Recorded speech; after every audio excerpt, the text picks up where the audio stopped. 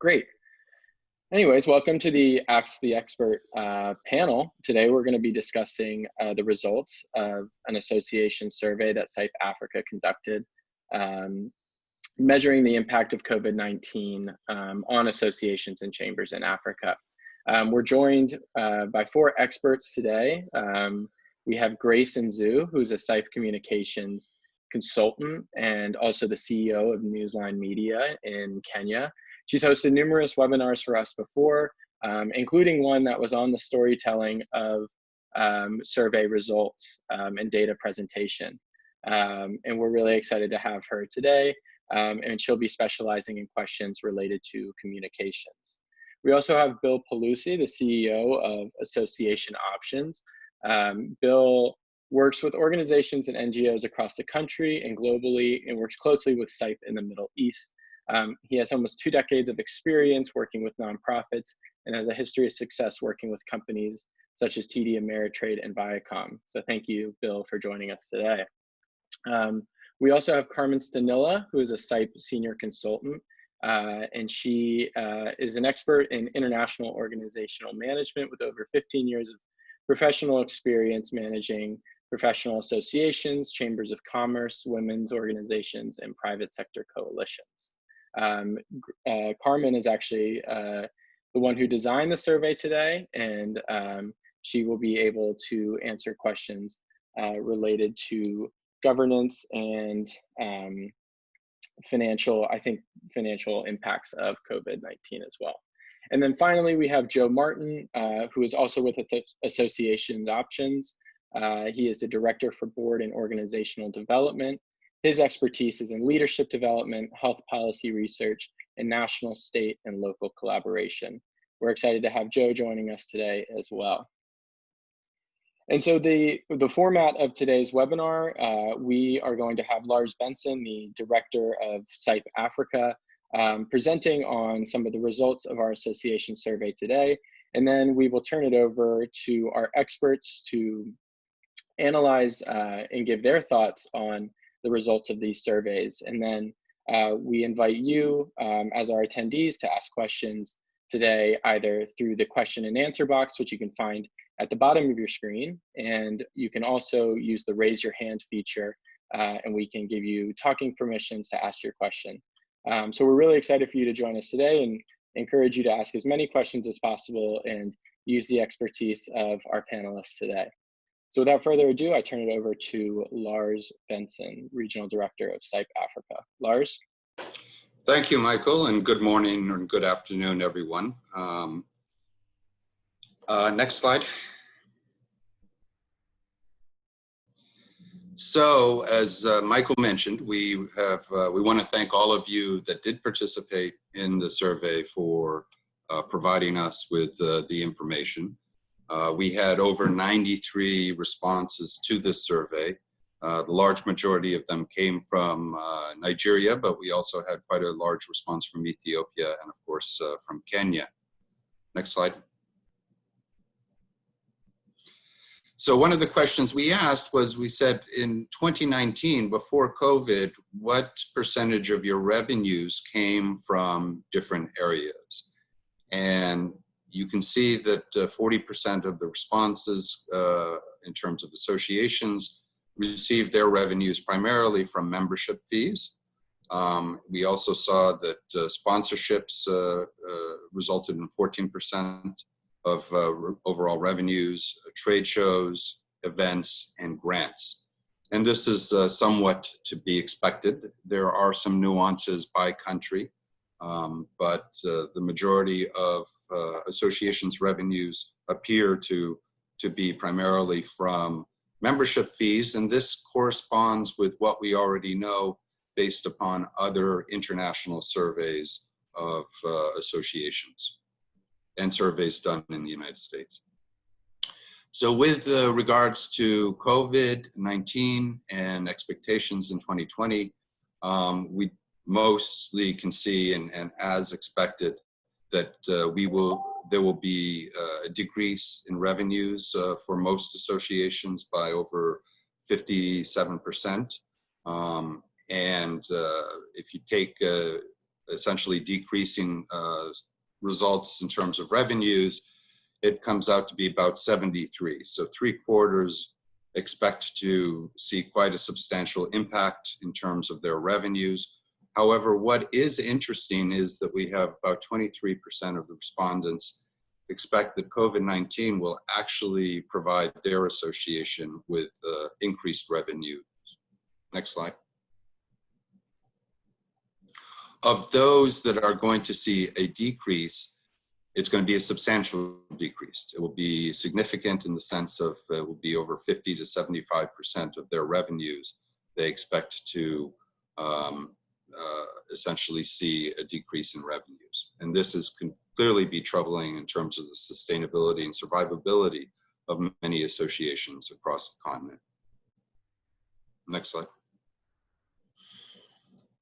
With regards to the local community and the impact of COVID-19, there is no question that we expect to see over 80% of the respondents expect to either see a very serious impact or a high impact among their members. So this is from the point of view of the associations and whether they expect COVID-19, how it will affect the local community. Next slide. So when we take a look in terms of being able to understand this chart, the bigger the box, the more responses we received in terms of what the challenges are with regards to associations and chambers as a result of COVID-19. And so we can see that there's clearly challenges in terms of communication, and there's a shrinking demand for programming and services, and clearly that also will tie to an inadequate cash flow. Next slide. This is just the same slide, but presented in another format. So what you can see as well is that organizing and holding events is going to continue to be a challenge, and either retaining or recruiting membership is a problem. Next slide.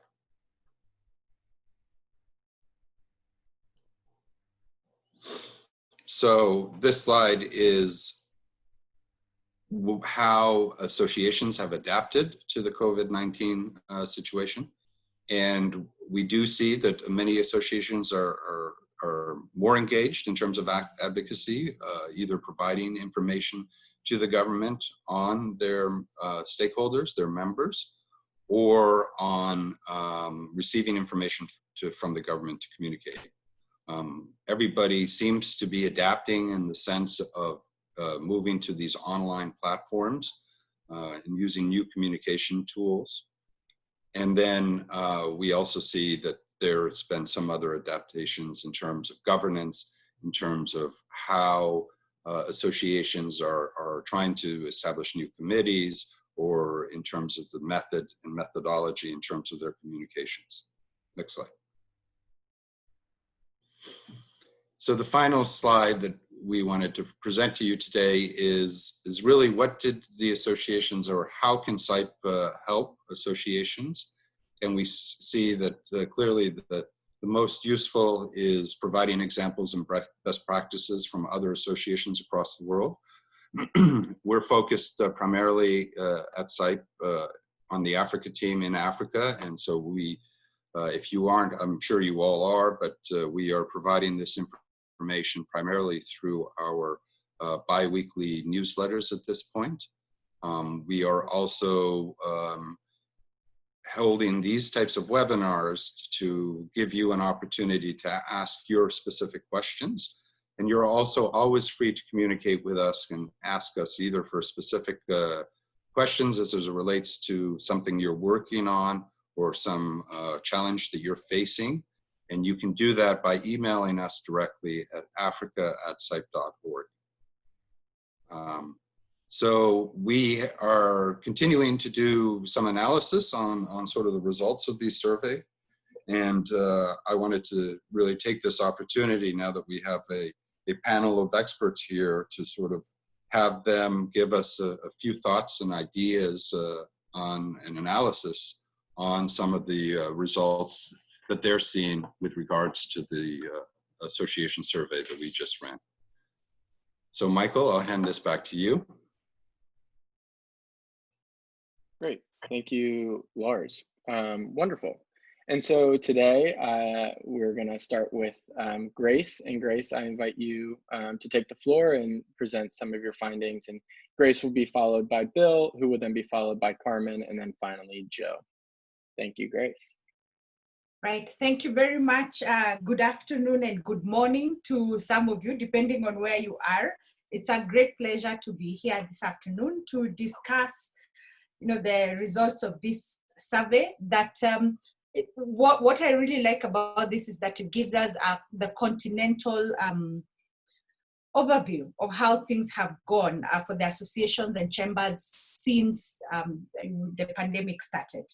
So one of the things that has come out very clearly is the fact that communication has been adapted very quickly. Organizations and the associations and the chambers have quickly adapted into, to find ways to communicate, to keep in touch with their members as well as with government. I must say, again, also we are seeing that it's still a challenge, especially with government. I am getting a lot of requests from even our chambers in Kenya that, about how effective it is to communicate with government. That is still a challenge, partly because government does not adapt as fast, but also because, the change has to, because of the speed of government adapting to issues. So speed, there's a lot of delay, and it becomes a bit difficult to get the chamber or association work done. That said, I think the survey is very clear about how, how effective adaptation has worked. We have seen that the chambers are now able to, because of the adaptation, they are able to now offer new services. And I think that is the most exciting thing for me. The fact that being quickly adapting has enabled them come up with new services that they can offer to their members, especially in regards to, in communication and also in trainings. I'm seeing that has changed a lot. Things are not as they used to be, where people had to meet and everything. Now we are getting more and more trainings available for members because it's easier and it's faster. Of course, it's not as full-blown as we'd like to see it, but the fact that it has started happening is a good sign. Even with the trainings we're doing here, the sessions, the webinars we have with CIPE, that's an indication, and seeing the number of people that participate from all over Africa, it's an indication that really people have adapted, and I really like that. The other aspect of this survey that I have found very interesting is the aspect that is a part of communication between board members. Initially, that was a challenge because in most places in Africa, you find that people must meet for a decision to be made. And for a very long time, we've not had a situation where we make decisions online. However, again, we have seen that during this time of the pandemic, we have seen the chambers and associations changing their mode of operation, meeting virtually and actually being able to serve their members again, regardless of the situation. I think one of the other things that has come out very clearly is the need now for chambers and associations to find a way to monetize their communication. I'm saying that because when you look at the survey, the slides, you see that some of the associations, when we are talking about the revenues, there's a concern that they're not making any money from publications.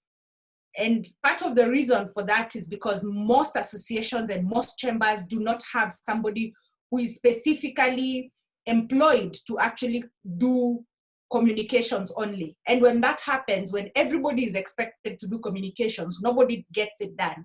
And so that's one of the challenges that this particular situation of going through a pandemic worldwide has challenged the chambers and associations to look at ways that they can use communication as a revenue stream rather than a cost center. And those are conversations that we have a lot every single day. Of course, you know, in our own interactions locally, and they can still happen even on webinars like this. I think we've talked about that before. So my takeaways, of course, from this survey is that one, adaptation has happened very well, and I'm very encouraged, and I'm very happy that that has happened. We've still been able to serve members. Our challenge now moving forward is, how do we monetize communication? How do we make sure that all the communication we undertake can pay for itself, or has an opportunity to pay besides just visibility, but bring direct income to the association so that it can form part of the association sustainability. Thank you very much. Great, thank you, Grace, for that analysis. So Bill, again, Bill is the CEO of Association Options, and I'll turn it over to you. Excellent, yes, and I've had a chance to work with at least Wale from CIPE Nigeria. We worked with Nasima together, National Chamber there, and hopefully all is well, Wale. Love to see your posts and emails back and forth to me. So in looking at the data and trying to understand where everything is flowing, I have to say that this is not much different from what we're seeing here in the United States as well. All of the main challenges facing associations and chambers because of COVID is 100% spot on. And then also the, I would say the revenue breakdowns that were pulled in the survey, they're a little bit different than I would say what we're seeing in the States in terms of revenue mix, but we're seeing membership is the big item, and then events usually come second, and then you have all the other things kind of follow in line. So I think one of the things I wanted to mention was I spoke to an association president here, and he said to me, he said, we will never again be so unprepared as we were when the pandemic hit. So he said, our newly formed strategic plan has a new goal named Well-Honed Association.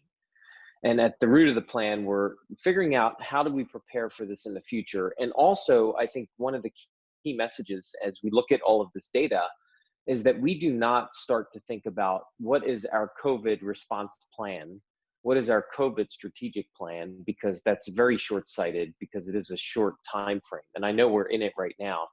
I think we need to think of what are the elements of our recovery plan moving forward. And these challenges are real. Your budget deficits are real. We'll talk about those a little bit later. But there are really 10 things I'll run through that I think are signs of a well-honed association or chamber that I think you should be thinking about right now. One is your technology investment. Most associations and chambers are underinvested in technology, and I think Grace said it very well. As we talk about communication and communicating with our members, we have to be able to utilize technology effectively, and I think we have to be able to spend that here. And so in the US, 3% of a budget is spent on technology, which is very low. Associations and chambers spend about 5.77%. I think it should be 7 to 9%, and that's the guidance we receive from the National Society of Association Executives. The second point is reserve building and utilization. If you have a reserve, this is the time to start utilizing it to maybe get that, as Grace mentioned, a communication expert in place or consultant, that can help you with communication during this period of time. Start to figure out how your communications look and feel better. How do you monetize some of these things? So I think building a reserve is important, but utilizing that reserve to make sure it's valuable.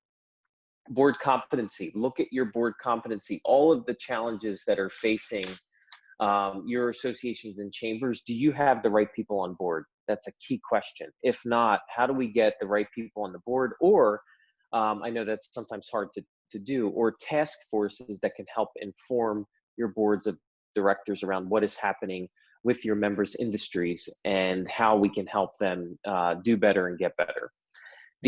Another thing is strategic plan. This is not the time to forget about the strategic plan. And if you are planning, this is not a COVID-19 strategic plan. I've heard every single association and chamber that I've worked with on strategic plans, they say, we do not want this to be a COVID plan. So I would say in all of your communications, all of your research prior to strategic planning, please make it a message to anyone that you're working with, your key stakeholders, to say, we are in the middle of the COVID. We know that right now, but let's look into the longer term future. Let's have a short term impact plan, and then a little bit further out to the future, just like you'll have a short term financial plan versus your long-term financial plan, given everything that's happening.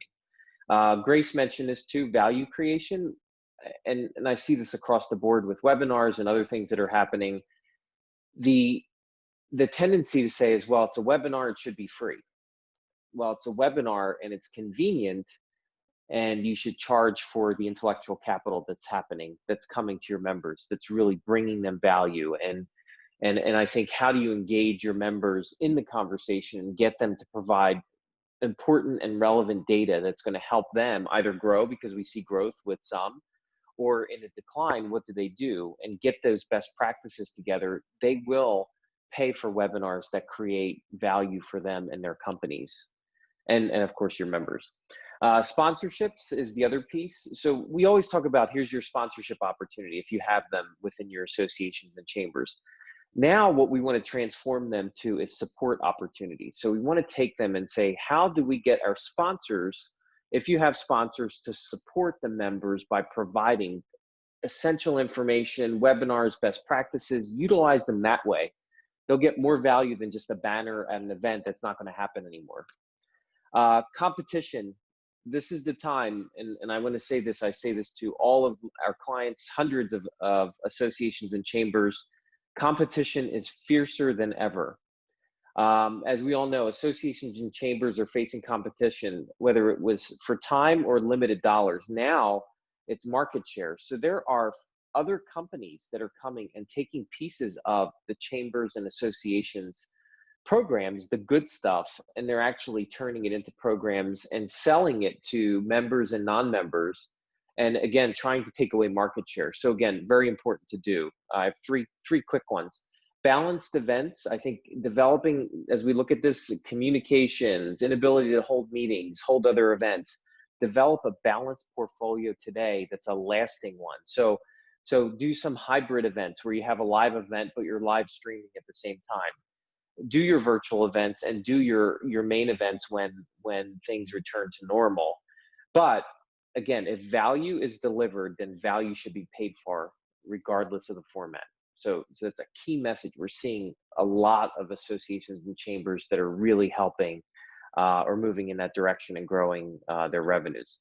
Market research and integration. You should be the source of market information, data analysis for your industry, all of the industries that you serve in your chambers, and for the members that you're currently serving. They need to know that if they come to you, they know where things are moving. You don't have the crystal ball, but at least you're talking to your members and saying, okay, here's what we're going to see. We're seeing a downturn in, in our coal producing, or we see a downturn in the number of doctors that are going to be utilized throughout this pandemic. So what are some of the options that hospitals are using, or the companies are using currently to help to get through this? So bringing that information to your members is important. And I think the final one is innovation focus. I think, in reading all this, these were the top 10 things that came to mind. Innovation focus. There's one key message, and this was from an article I read. When a company has an innovative culture, so you talk about a chamber or an association, it'll grow easily, despite the fact the creative process isn't always simple. So when we think about tried and tested methods, they may be reliable. So think about that within your chambers and associations. They're reliable. We know what they are. But trying out new things is a worthwhile experiment. So the key message is tried and tested methods may be reliable, but trying out new things is a worthwhile experiment. So think about association chamber programs and benefits. How long have they been around? How long have they been on autopilot for the last 3, 5, 10 or more years? Are they getting stale? If we listen to our members, what innovations are they looking for right now and into the future that they don't even know they need at this point? And that's what we need to do. We need to figure out what they need before they even tell us what they need. And then how does the association find and deliver them and the associated value? So I would say, think about your associations and chambers in about 7 keywords: discriminating, quick, shrewd, wise, brilliant, clever, and sharp. Those are the things for a well-honed association or chamber. And I just wanted to bring those up. There's 10 key points in reading through the data that I think could be useful. So thank you very much. Great. Thank you so much, Bill, for that. And before we move over to Carmen, I will encourage, as our experts are speaking, if you do have questions, to put them into the Q&A box if you'd like. Unfortunately, you can vote on different questions. So if there's something that you want to certainly see answered, put it in there, vote for other questions as well, and feel free to direct them to our experts as well. So thank you, Bill. And Carmen, I will turn it over to you. Thank you, Michael. Hello, everybody. It's good to see you all and hear you all again. Thank you, especially to those who are coming back to our webinar series. I think the results that we are seeing and the results that Lars just presented at the beginning of this meeting are consistent with what we have seen at the previous webinars, and I have in mind the 2 webinars on financial sustainability, where I know some of you participated and you contributed with your ideas and experience. And these are all also consistent with what we have seen in other countries and in other regions. Associations everywhere have been hit. From looking at the results of the survey, we can see that the revenues from dues have been under strain, of course, because in these times member companies especially have prioritized the survival of the businesses, and membership renewal has become a tougher sell in such an environment where everybody is focused on how to continue to operate. And another major stream of income that has been affected is revenue from meetings and events. In the times of the pandemic, especially during the lockdown, of course, companies and individuals alike faced restrictions on movement. So this means that the effect was on companies' capacity to operate, but also on the association's capacity to organize all those wonderful events, whether it was conferences or roundtables or workshops, trainings, exhibitions, fairs, and all trade missions and all the other major events which were bringing revenue to the associations and chambers.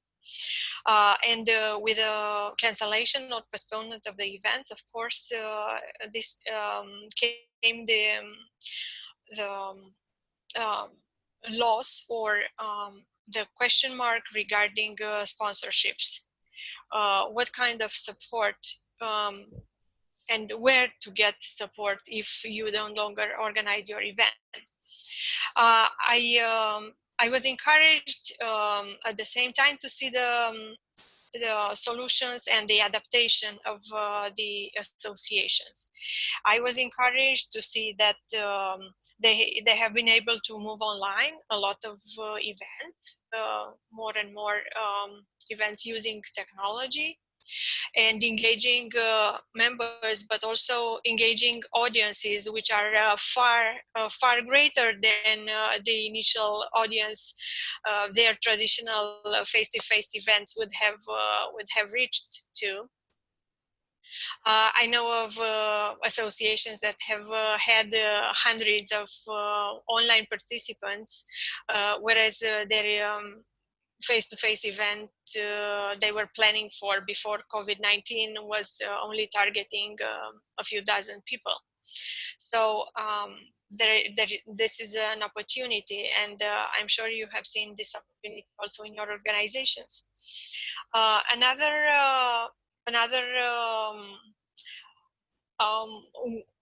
element that I would like to point out regarding events.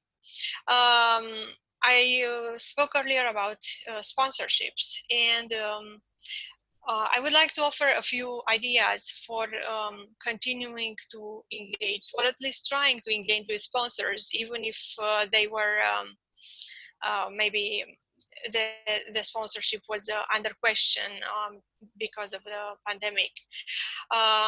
For those events that got postponed, I would like to suggest reaching out to the sponsors that committed support before COVID-19, before the lockdown. And if you have set already a date for your event, assure them that the benefits and the value you agreed to provide are still in place, and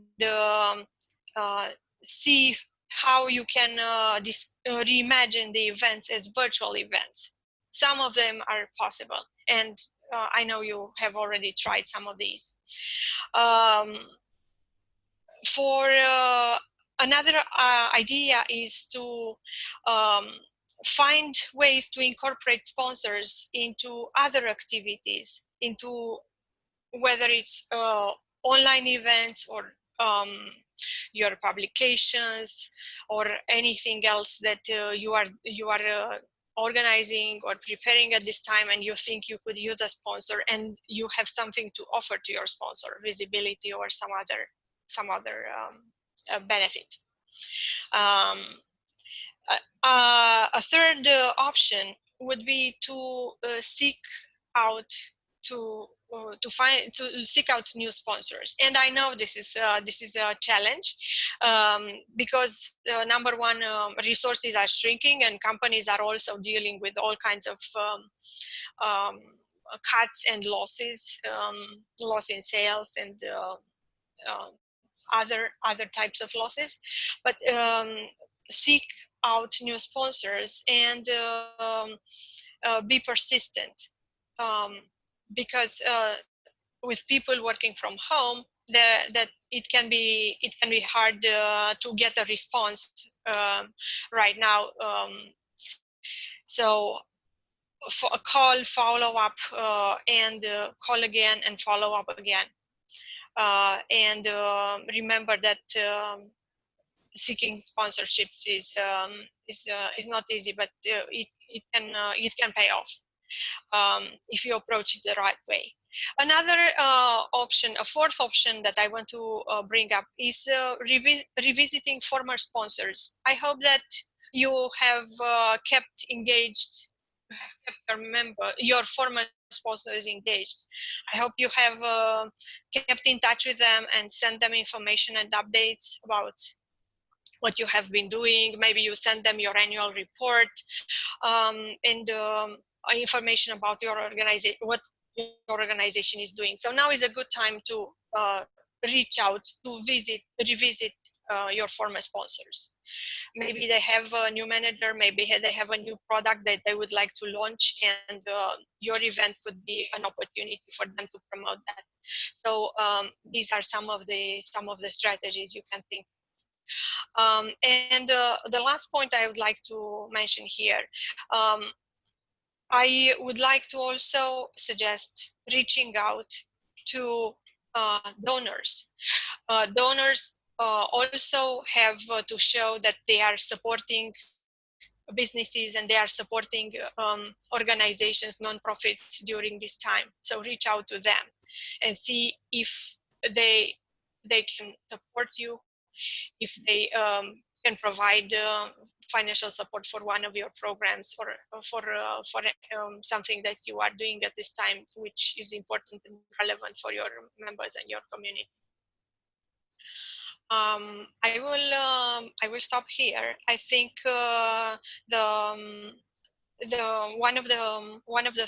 survey findings was very encouraging, and I want to add my comments with that one.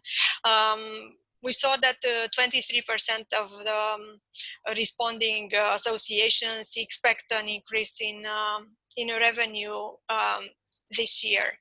So with that optimistic note, I will turn it back to Michel. Thank you, Carmen. I appreciate that. Wonderful. And so finally, we will have Joe. Joe Martin, are you with us? I am here speaking with you all from Chicago in the United States. Wonderful. And great to have you, Joe. Hi, could you put my first slide up, please? Absolutely. Thanks.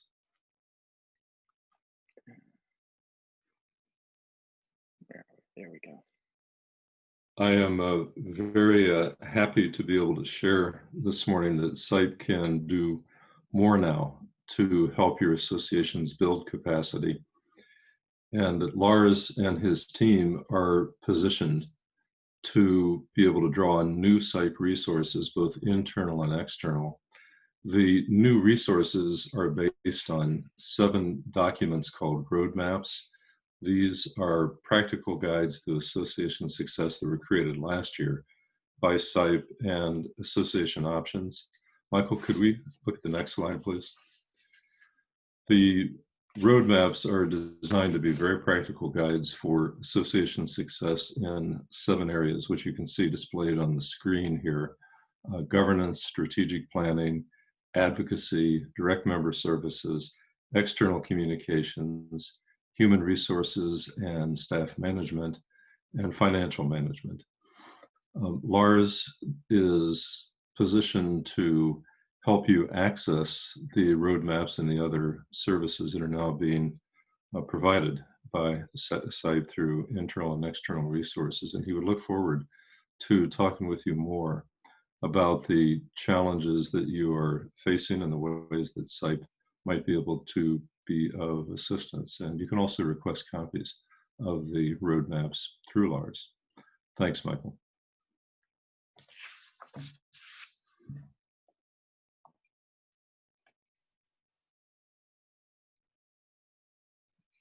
Great, thank you, Joe. Wonderful. All right, so now we will move into our question and answer element of the Ask the Expert panel. So for our experts, I actually would encourage you to turn your videos and microphones back on. And we seem to have 2 questions already in the question and answer feature. And then once again, please, for all those attending, please ask all the questions that you can in the question and answer feature, or use the raise your hand feature, which you can find on the right side of your screen. And we can unmute your microphone, and you are welcome to ask any questions related to these surveys. So the first question we have today, and this is not directed to anybody, so please feel free to, for anybody to answer this. Question is, what are the reasons for increasing revenue for associations during COVID-19 so that we can take lessons? Thank you. Would anyone like to take that question?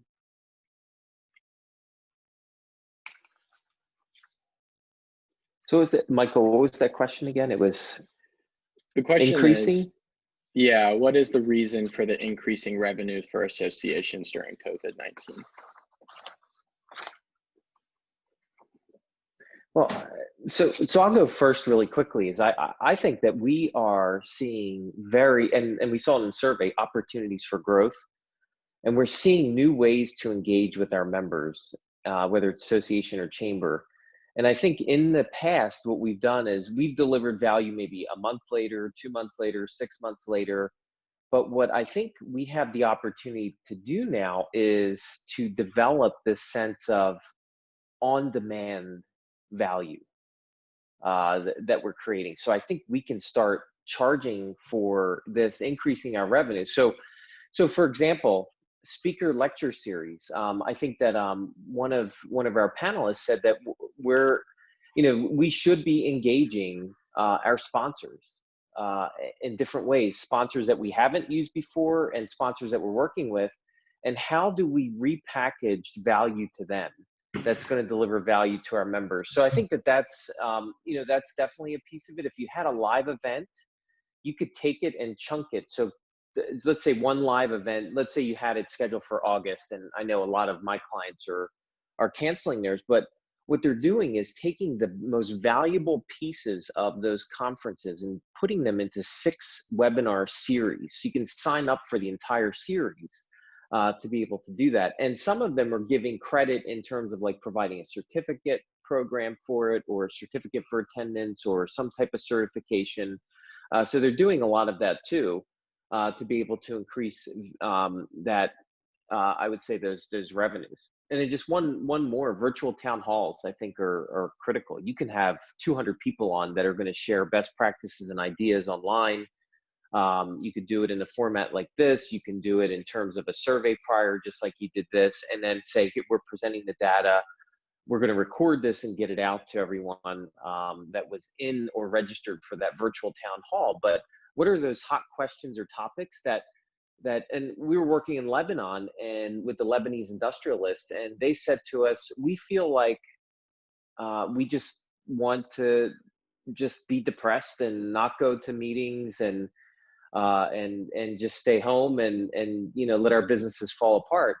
They said, when we are with our chamber or with our association or our syndicates and assemblies there, we feel the energy that's coming from it. So I think it's really important right now to build these, to figure out where these revenue streams are going to be. Again, this is going to be a tough challenge, whether it's town halls or translating government regulations and selling those details, economic updates, online auctions, access to legal and professional services that individuals may need, where you're getting a piece of that, partnering with a law firm or legal services. So, but I think it's important right now because we are moving into the point where things are changing and they're going to stay permanent.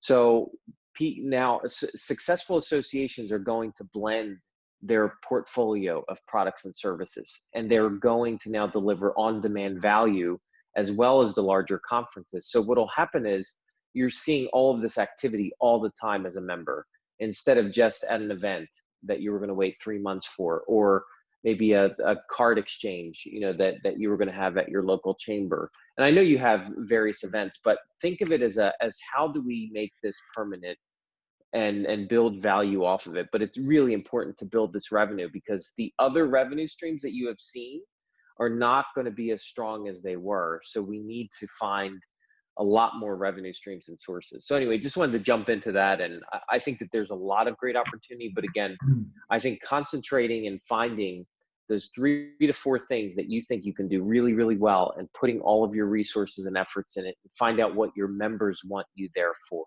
So it shouldn't be the board just deciding and saying, well, this is what we should do, because that's usually just the same 10 people that are usually together in a group, or same 20 people. Talk and listen to your members almost every day, every opportunity that you get to create new programs and services. That innovation quote that I put up earlier, I discussed, I think is important now more than ever, because your members don't know, they're in panic mode.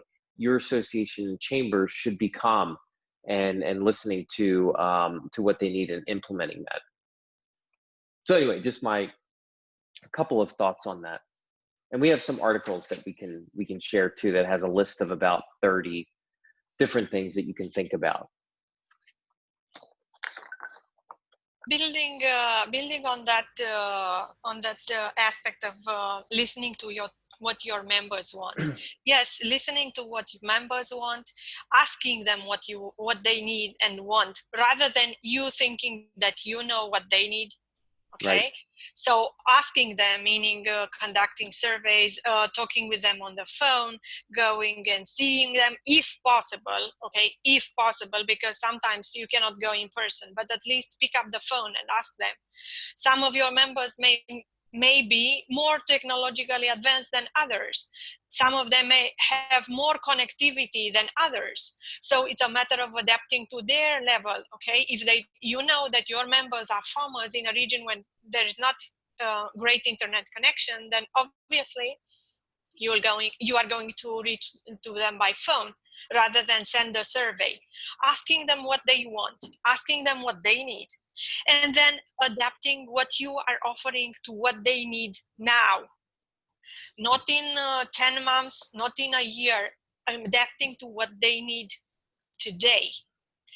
And also, while you are doing your research or homework, as I call it, meaning asking your members what they want, be on the lookout for opportunities in the external environment, because some opportunities may arise. Sometimes you can create those opportunities. And I'm going to give you an example, or even two.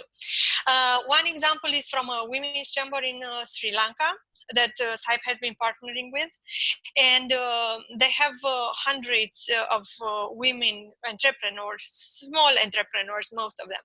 And with the pandemic, the government developed several support schemes to assist entrepreneurs to go through this crisis.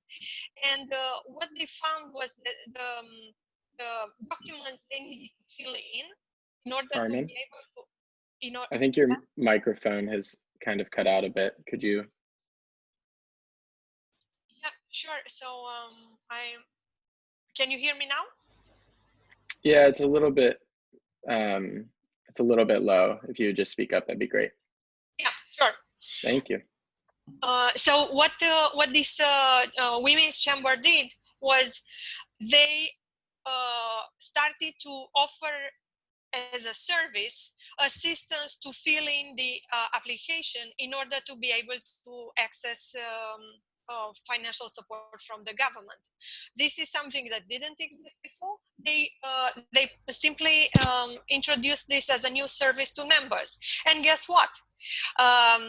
This type of assistance was in very big demand on the market. So new entrepreneurs who were not members joined the women's chamber simply to be able to use this service. So they were able to both expand their membership base and to collect some money from filling this form. And I know this is something that some associations in Africa have done as well, because we had an example like this last month in a previous webinar.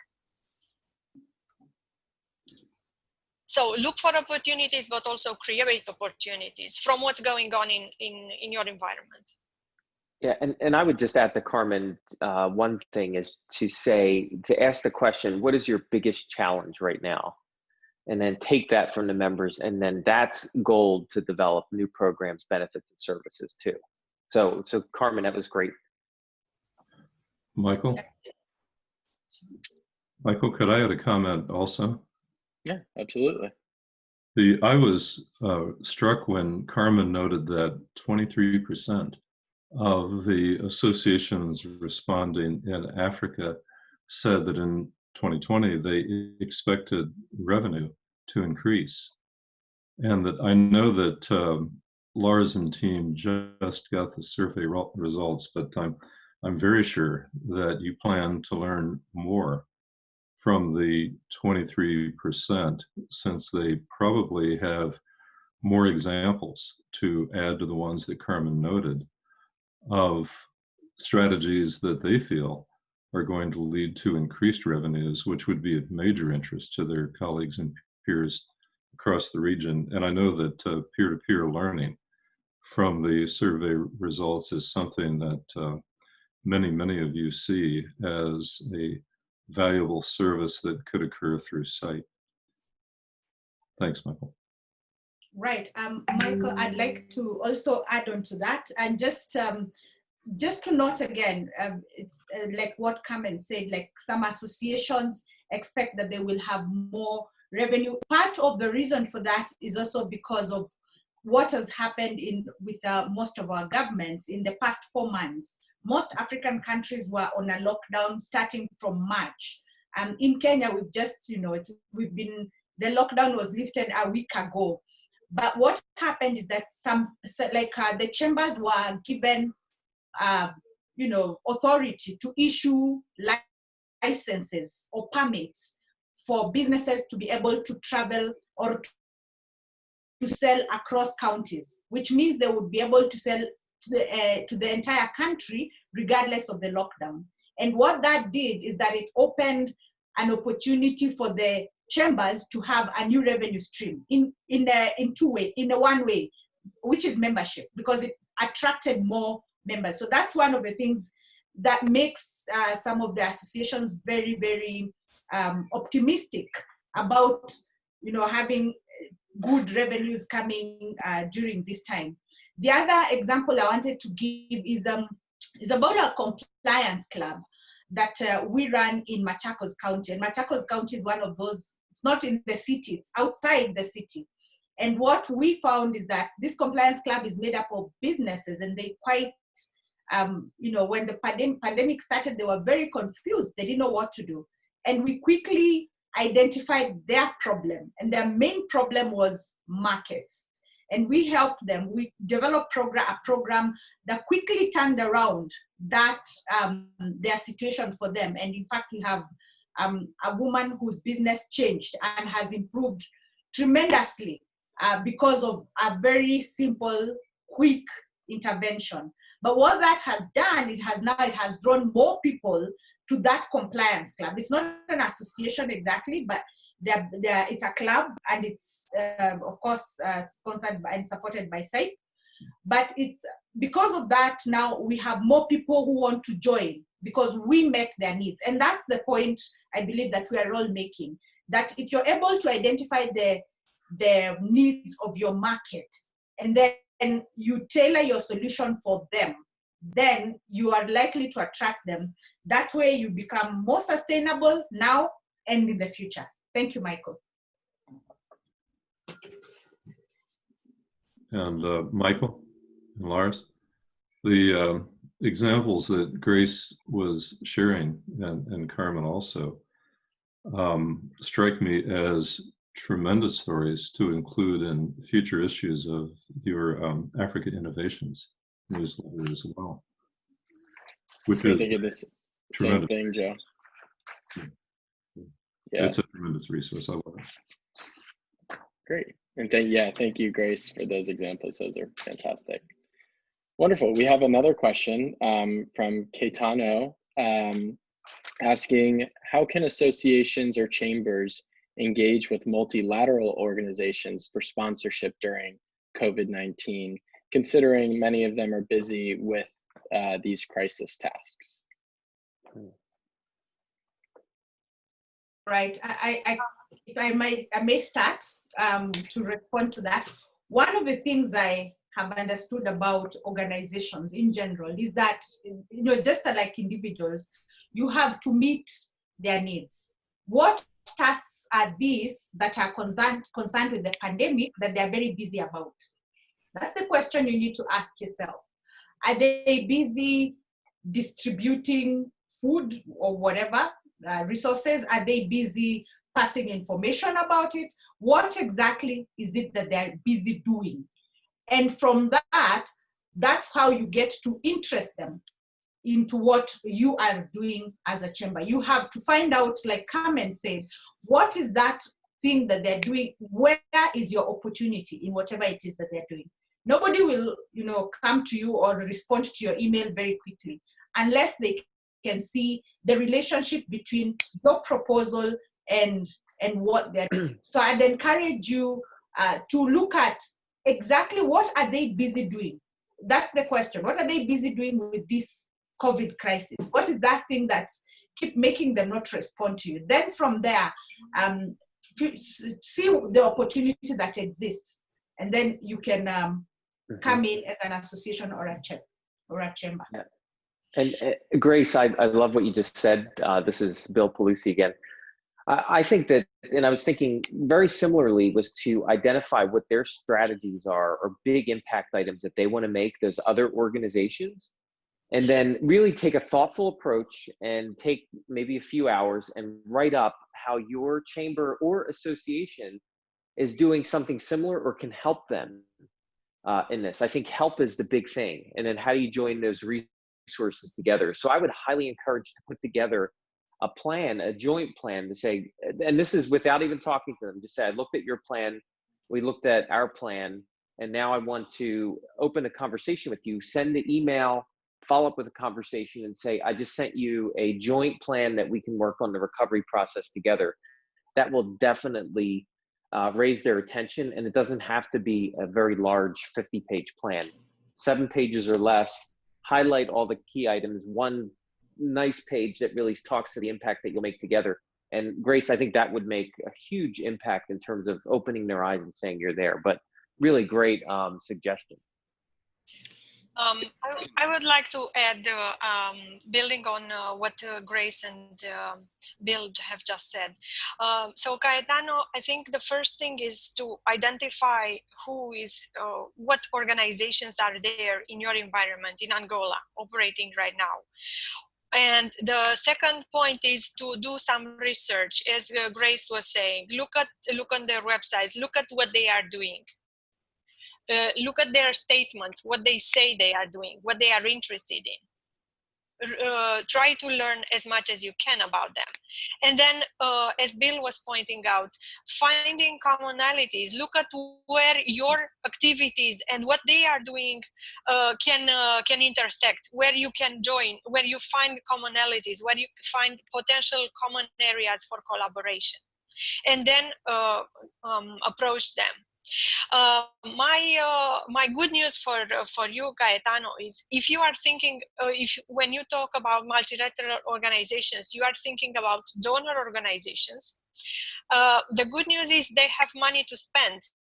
And there are new funding opportunities which were not there before the COVID-19 crisis. Okay, so it's only a matter of communicating and learning about those opportunities, and then see how you can tackle those opportunities. I will give you an example just from actually 2 examples. One is from CIPE. Okay, CIPE Africa has in the last couple of months put out 2 calls for proposals, 2 calls for associations that came with financial support. Okay, one was in the area of compliance, and the other one is association best practices.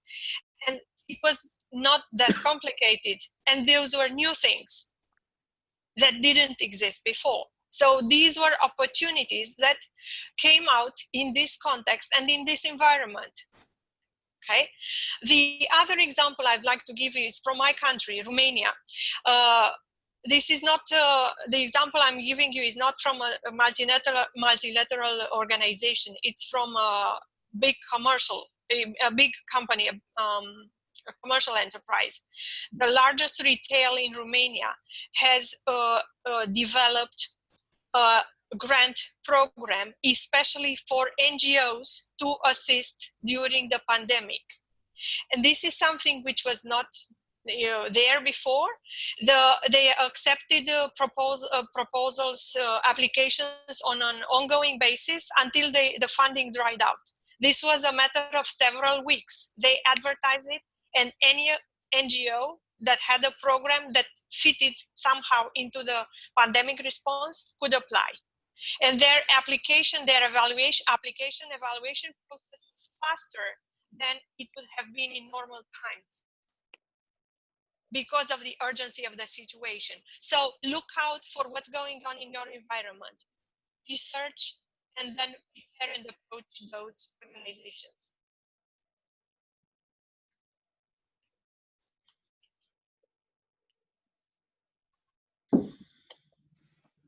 Great, thank you. Okay, we have a few more questions. First one is, because of the COVID-19 financial crisis, more businesses are concerned and focused on financial issues and consider other intervention measures, such as training and webinars, as less relevant or minor issues. How do you see or handle this?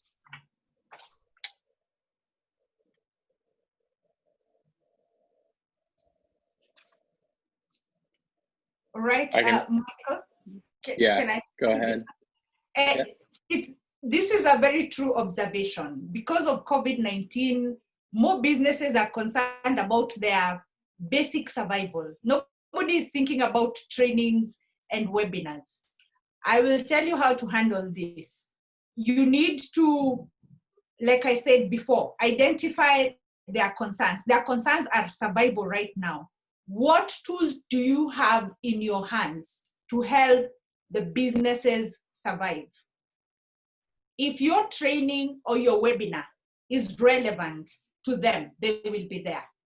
And a very good example is the business I was talking about. This business is owned by a 65-year-old woman. She's a retired teacher. She's not tech savvy, but we took her through a training on Facebook, helped her take her business to Facebook. That's all we did. It's a very simple training. And in 2 weeks, she was able to turn around her business from selling, she sells fish. So from selling 3 fish per day to selling 21 fish per day. So it was a simple intervention. And what we have seen is that even the other businesses, once they saw that the success of that intervention, they've actually come back. And now we host trainings and webinars every Monday, and they attend, every Tuesday rather, and they attend for an hour. We don't give them data, we don't give them any financial incentive to attend. What our incentive is our content. And so that's something that you need to look at, like training and webinars. They cannot be minor if they are relevant to the businesses, and that's the key. There is no other way to getting people interested. The other way is, of course, to help them get what they need most: money. Most businesses need money for their cash flow. They need money to cover for debts that they've incurred and stuff like that.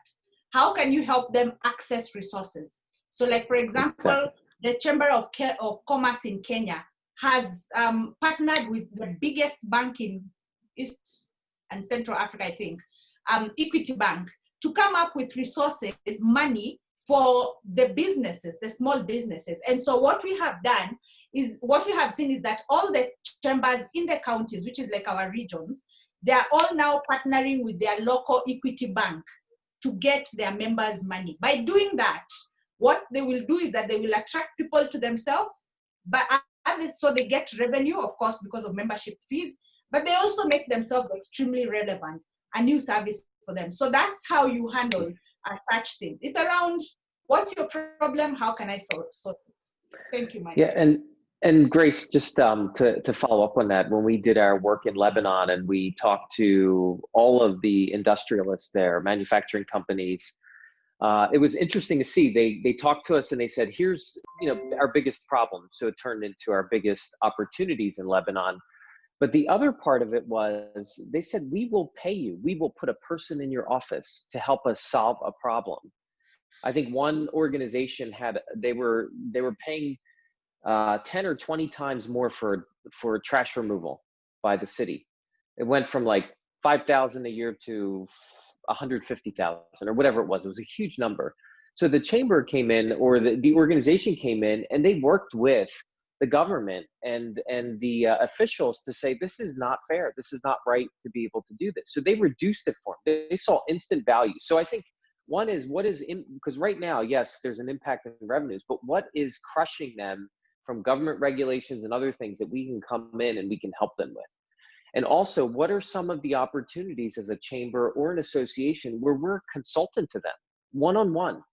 Here's the fee. You want this? You have our 5 top consultants that are going to help you, like you mentioned with the fish, which I think was really great. That kind of Facebook training. We will come in and we will train your company members to do this well. You don't have a communications team at the chamber. We do. We will teach you how to do communications. And if need be, we will outsource that to you. So leverage your best resources for your members right now, because you have so much time, talent that's out there that you can leverage. So I think you can turn that into revenue, but for the 10,000, whatever they pay currency, they should be able to get 2 or 3 times that back. So I always say that if you work with us, we will work with you. You will pay us this, but you'll see at least 2 to 10 times return. And that's what's going to catch their attention. So you're really shifting consulting to micro kind of focus, one-on-one, to, yes, we're going to develop the bigger programs, but we're going to help you one-on-one. I know that's a lot to do, but I know in Lebanon, we talked about that, and there's appetite and interest for that. And the members said they would pay. So that's always the question. The members will never pay. They will pay. They said they will pay. We talked to 10, I would say 20 out of the 20 said, yes, we will pay. Of course, they said to us. And it was the old leadership in the chambers and associations that, no, never.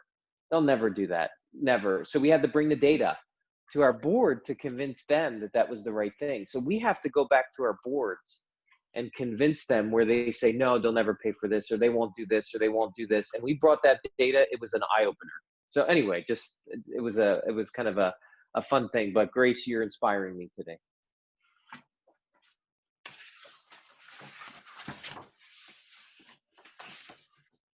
Great, thank you.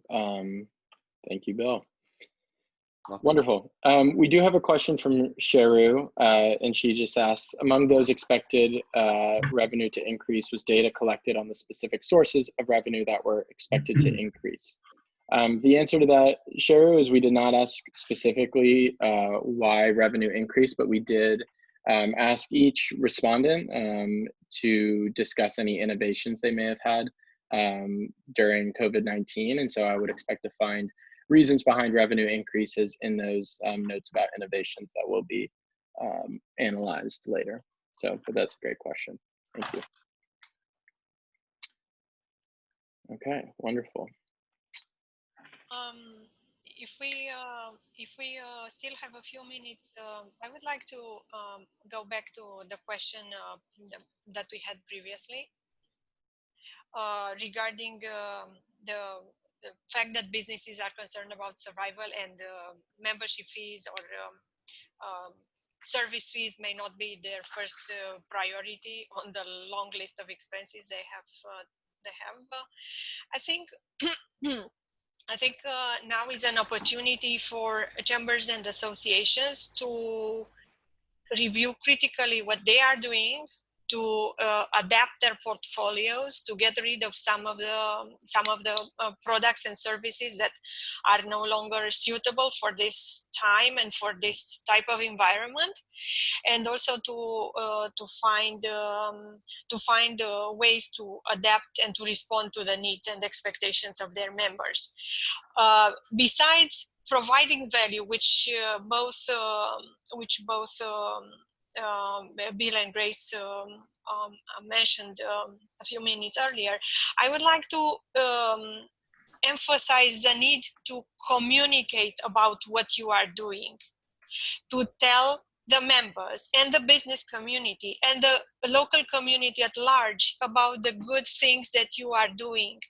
If you are providing webinars on relevant topics, if you are providing information about new regulations which companies are supposed to comply with, if you are advocating on behalf of your industry, on behalf of your members, to the government for solutions to go through the crisis, to address the challenges your members are facing, please make sure you go out and tell the world your story.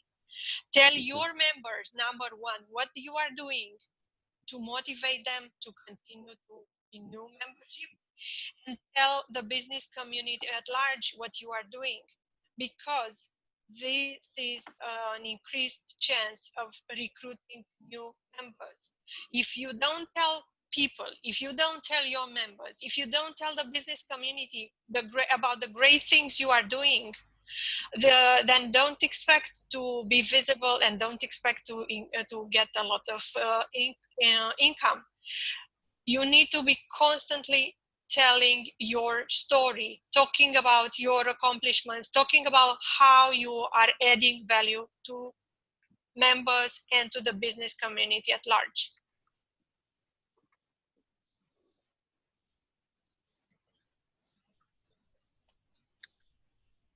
Great, thanks for revisiting that, Carmen. That's great advice. we have a note from John in the chat that I believe Lars just commented on. But John is saying how in their business community, and this is in Kenya, the only thing that's attracting business is like a COVID response. And he says things like supplying protective equipment, masks, sanitizers. And that's all good, but that it's really hard for the chambers to raise that money and those funds for it.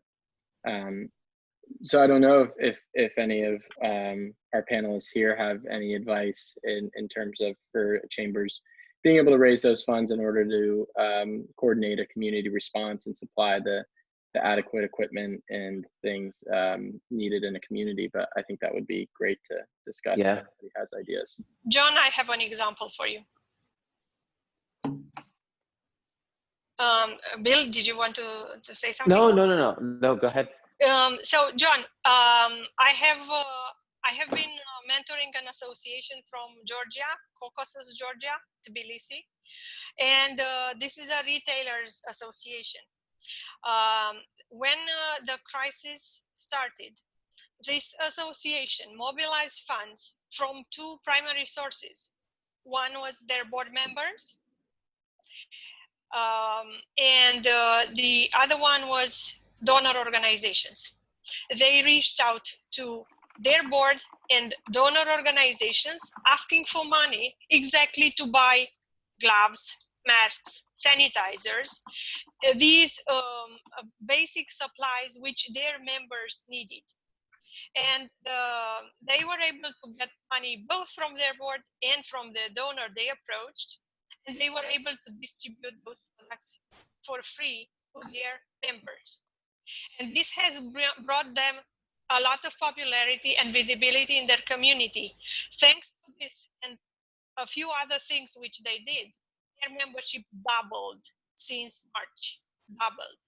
Okay? So seek to talk with your board and look out for donors in your environment, in your community. So see who is there. Donors have money, and they want to show that they are also stepping up support. They are assisting the business community. So these are my two suggestions.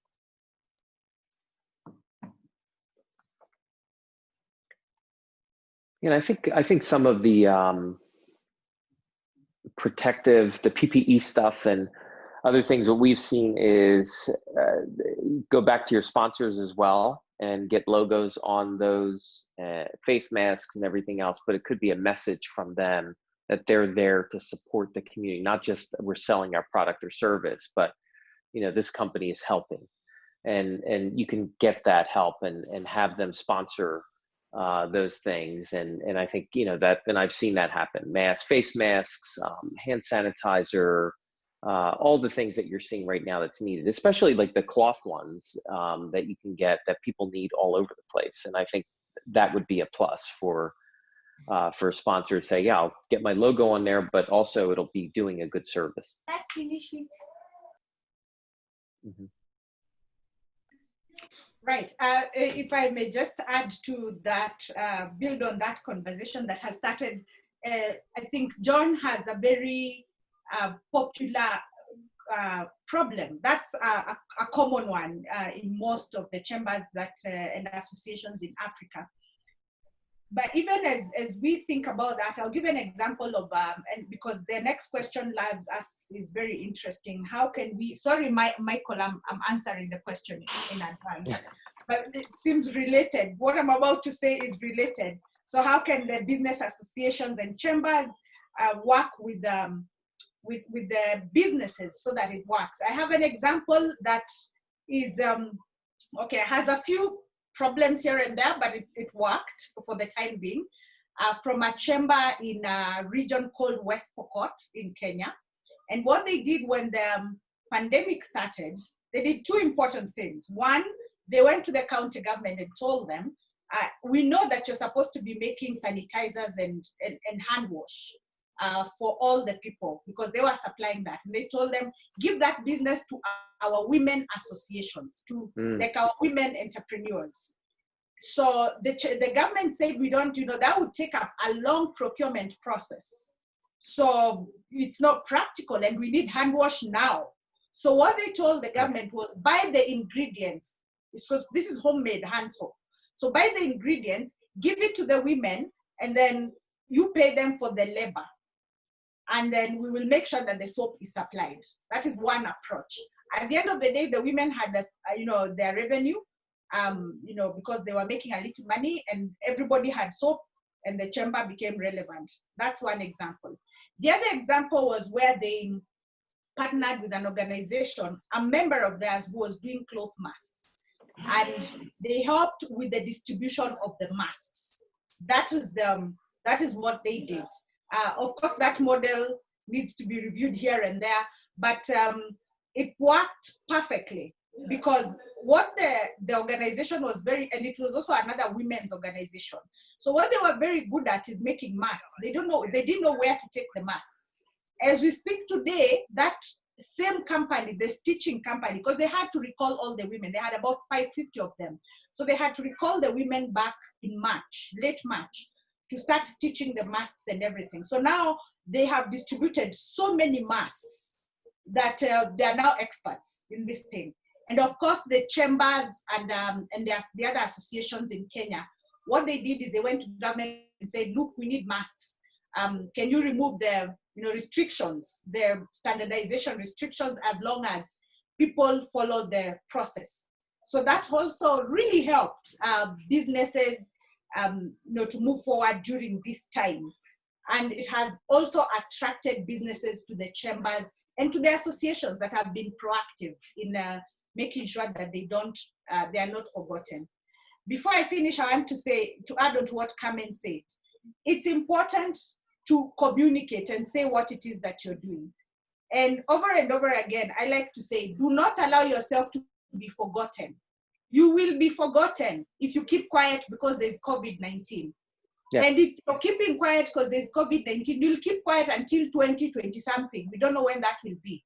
So it's best for you to just talk. Keep telling people what you're doing, tell your stories, tell your intervention stories, tell them through WhatsApp groups, tell them on your website, tell them on your Facebook page, go to the radio stations, go to TV, every opportunity, attend webinars and tell your stories.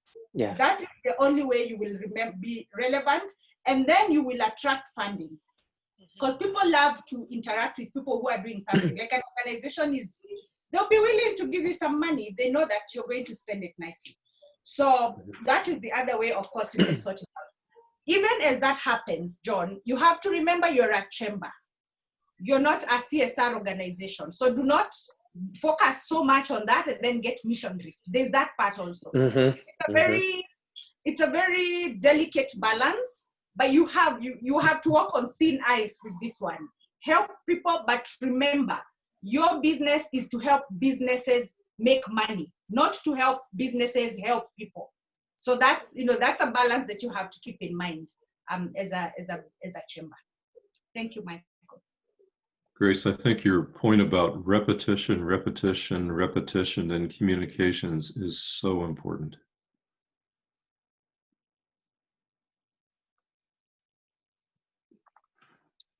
Great.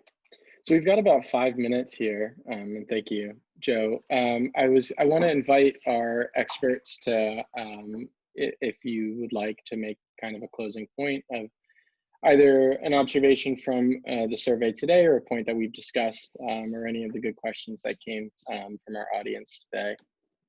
So I think it'd be good to follow the same order that we started in. So Grace, if you just wanted to make a closing statement, you are more than welcome. Right. Thank you very much, Michael. My closing thoughts are that, one, do not be forgotten. Keep telling your story. We'll say that over and over again. Secondly, be innovative. Look for opportunities. If you feel that you do not have these opportunities, ask somebody else that is not within your environment and within your space. Ask them what they think. I have seen that CIPE Africa team is very, very responsive. If you send an email to Michael and ask him about, something specific. He will either give you a response or he will guide you to the right person to give you a response. So for me, I feel that the associations, especially the ones that are working with CIPE, they are so, they have an advantage. You have everything at your fingertips. Help is available. But if you keep quiet, it cannot come. So if you within your region, talk to the CIPE persons in your country, talk to CIPE Africa, whichever way, you're likely to get a solution. So communication, talking, being innovative. Thank you, Grace. Bill? Yeah, and I have one key message I think it is: associations and chambers are built and were built for this. All of the challenges and issues that chambers and associations have tackled for hundreds of years have really, really stepped up to the plate. And so if we think about our organizations, and I think we talked about this earlier, how can we be more brilliant than ever and identify opportunities to help the industry or profession grow? Because they are looking for us now, and Grace said it, if we go silent, we won't be silent for too long because we won't be here. And that's the message. And that's why I think we need to grow, transform, and innovate. So that's looking at new revenue opportunities, looking at sending that voice and message out as much as possible. And I think one of the key things is, how do we create using social media is probably the cheapest way to communicate our chamber or association's message. Create a social media firestorm. And this is what social media firestorm. If somebody's looking on Twitter, they see you. If they're not on Twitter and they're on Facebook, they see you. If they're not on LinkedIn, if they're not on Twitter or Facebook, they see you on LinkedIn. If they're not on all of those, they're on WhatsApp, and they're seeing communication from you. So everywhere they turn in, because right now everyone is at home, everyone is on their computers, everyone is on social media. Feed it to them, find out what ways they're getting information right now, and be there on that social media with content. And as Grace said, go take the interviews, go to the radio stations, go do the webinars and podcasts, be there, force it. Don't wait to be invited. I think that's the big thing. And then also, how can we be shrewd with our reserves? If we have some money that we can spend, how do we develop programs and services that are enduring and transformative? And as was said during the panel, how do we eliminate some programs and services that are no longer relevant? We're spending resources. So I would say, with your associations and chambers, do an impact and effort analysis. Every single program, see what the impact is to the members and how much effort it takes to administer that program. And if it's not, and what the value is to the members, that means reaching out to them. If there is low value, very low impact, high effort, or even mid to low effort, there's really no need to have that. So I think we need to talk about that. And then also, how can the chamber and association be quick and wise in decision making so that it doesn't get bogged down in politics but it's allowed to run at such a fast speed? And this goes back to, we need to talk to our boards, because I'm dealing with them here, is that they are delaying processes. They're really insular. They're not thinking about the larger membership base, and they're really just the old way of thinking. If you have any of those board members, and you have board members that are more progressive, how do you leverage them to make change happen? Because being bogged down with your board or your general assembly or whatever is going to be it's going to be an issue. So I would say these are the questions to ask as board and even professional staff leaders that we have on the call. And again, I talked about this before. This is not going to be easy, but if we concentrate on 3 or 4 things that we really, really do well, that they need us for right now, we identify what keeps our members up at night and they cannot sleep because of it. Let's help them sleep a little better. Give them that sleeping pill through our chamber association, and say, we are going to take care of this because we want your business or chamber, your business to grow. So I'd say it's going to take time. It's going to take effort. It's not overnight, but some of the communication things, being there, being silent is not an option. Failure is not an option. And that's how I'd like to leave that. So failure is not an option. Thank you, Bill. That was wonderful. You're welcome, Micah. Carmen? Yeah, I'd like to end today's session with 3 things. First is focus on your mission. Whatever your mission is, if your mission is to represent your members, focus on that one. Do it well. If it's to provide services, then provide the best services and the most relevant and the most appropriate for this environment. The second point I want to make is about building partnerships. Now is a time of unusual alliances and partnerships. Reach out to others, whether you are talking about service providers, which your members will want and need at this time, such as legal advice. We have seen a lot of demand for accounting services. So make establish partnerships with whatever providers are needed in this time for your members. But also reach out to other associations in your community.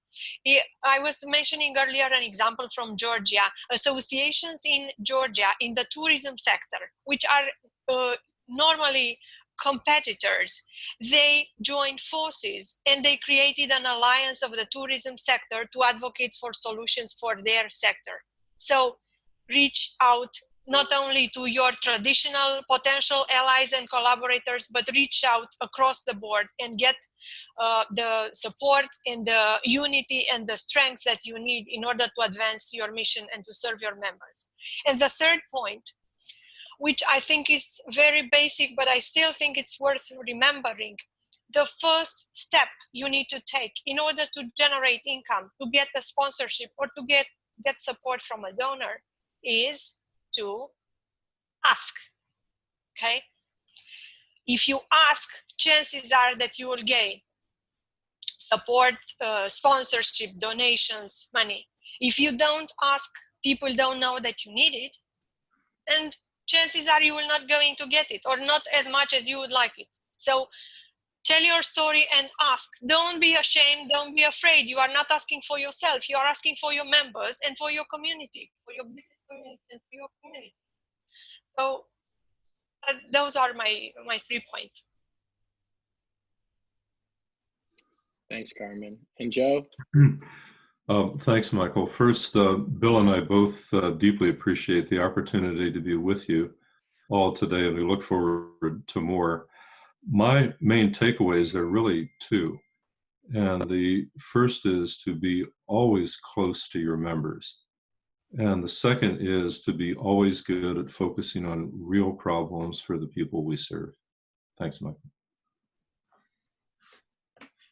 Thanks, Joe. And thank you to all our panelists, to Grace, Bill, Carmen, and Joe for joining us today. We are so appreciative of your expertise and taking the time to join us here today and to take time to review these surveys and to share your thoughts and to answer all these questions. Thank you also to all those in attendance. We are grateful for your continued attendance to these CIPE webinars and hope you'll continue to join us in the future.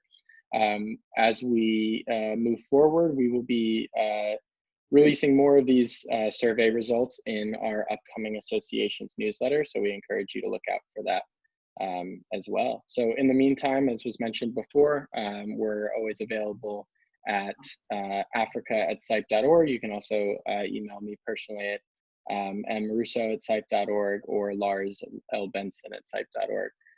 So thank you again for joining us. Thank you to all of our panelists and our CIPE staff that made this possible. And we hope you all have a great and wonderful rest of your day. Thanks. Bye. Thank you, Michael. Great job on facilitating and moderating. Thank you. And thank you for the honor. And the collection of resources on association management will be available and will be sent to you by email after this webinar. Terrific. Wonderful. Thank you. Great. Thank you, everybody. Thank you. Thank you, everyone. Take care. Bye-bye.